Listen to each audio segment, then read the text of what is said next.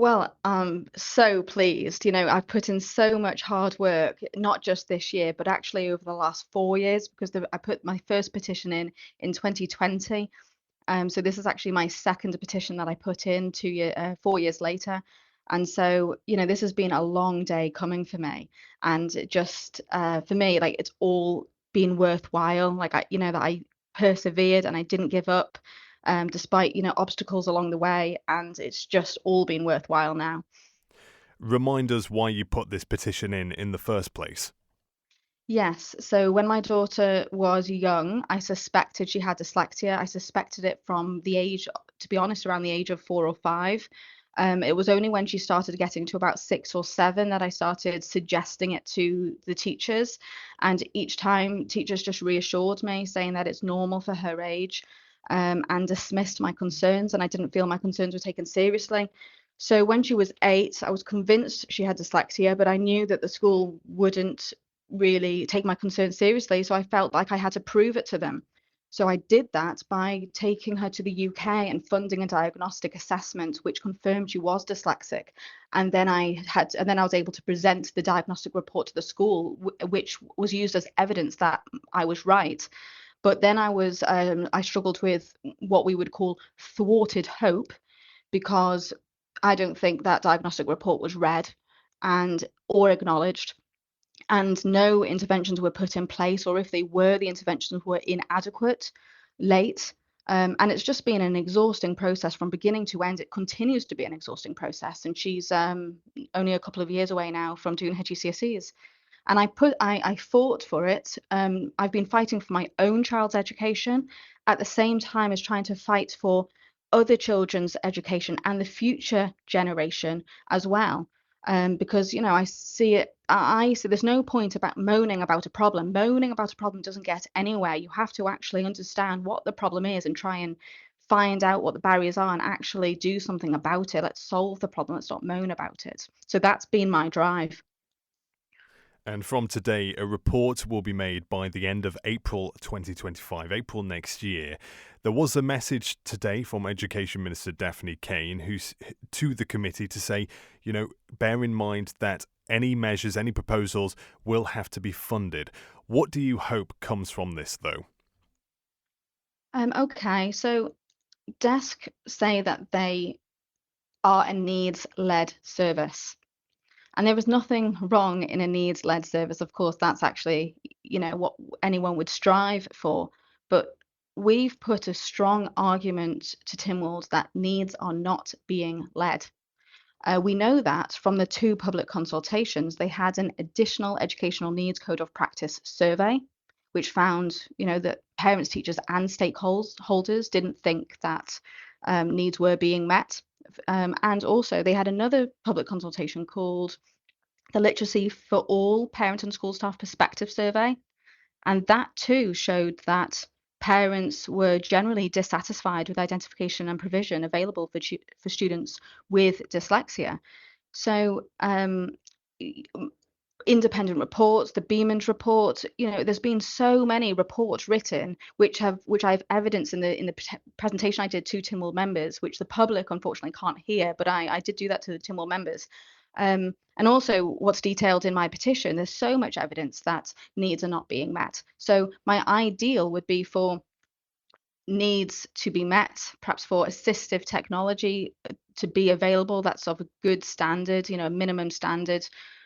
Um, what else? We'd like staff to be trained in dyslexia. We would like CPD to be available, perhaps even mandatory dyslexia training to become available. And there are good quality training available for free that Microsoft 365 offer.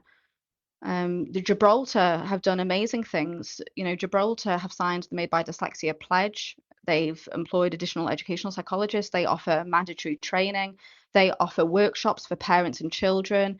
Um, they've also done things that would cost a huge amount of money. Like their goal is to actually accredit all schools with the British Dyslexia Association quality marker, which is internationally recognised as being, an environment where dyslexic children can thrive.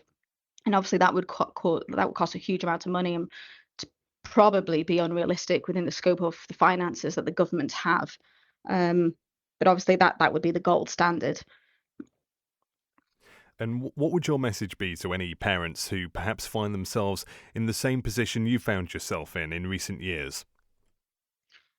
You have to educate yourself. That's how I started this, by trying to research what dyslexia is, and that education gave me, I think, the influence that I have had today in being able to then pass on that knowledge to teachers.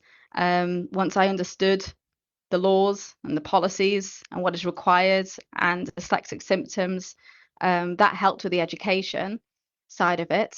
And then from a personal level at home, it helped in terms of having patience and also being able to give your child some education about why they're struggling, and to highlight the strengths of dyslexia, and also the science about what's happening in the brain when a child is reading, to justify that no wonder it's difficult for you to read if you actually understand what is happening in your brain when you are reading.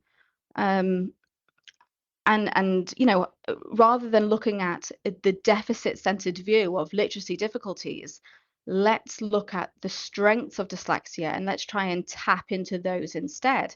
So for example, my daughter, as soon as we learned that she was dyslexic and I was like trying to find the strengths that she has, she went into drama and dancing and singing, and the arts, and she loves all that. She thrives in that area. Had we have just focused on, literacy difficulties, we wouldn't have found the things that she's good at. Just lastly, if I can, a word from you regarding Mr. Callister, the Onken MHK, who's been leading this call in Tynwald for you. Yes, so I can't thank Mr. Callister enough. He's shown support from the very beginning that I first made contact with him, before I put the petition of redress in the second time round, and he has stayed true to his word, stayed committed all the way throughout, as has his colleagues actually. So Dawn Kinnish and Anne Corlett and all of Tynwald members, they've all been so supportive. I couldn't have asked for a better outcome. It just demonstrates that there is a need, that it was worth doing this, and that clearly there has to be a public interest for it to have kind of been picked up at this high profile. I'd also like to thank the Family Library actually, because the Family Library made it possible for the Dyslexia Advocacy Group IOM to be created, and I think it was the collective voice of the Dyslexia Advocacy Group that made the difference. So without the Family Library, it would have been very difficult for us to have been able to meet and to work, to do the work that we did. So the Family Library also have a role to play in the success of this story. The only thing I would say is I think I can take a back seat for the time being on this, because this committee is being established, and then once the recommendations have been made, then perhaps I need to kind of poke my head into the situation again and make sure that the recommendations are actually looked at and implemented. So I'm not going to take a complete backseat on it. I'll keep a close eye on it, put it that way. For now, I can rest, let's say, for the short term.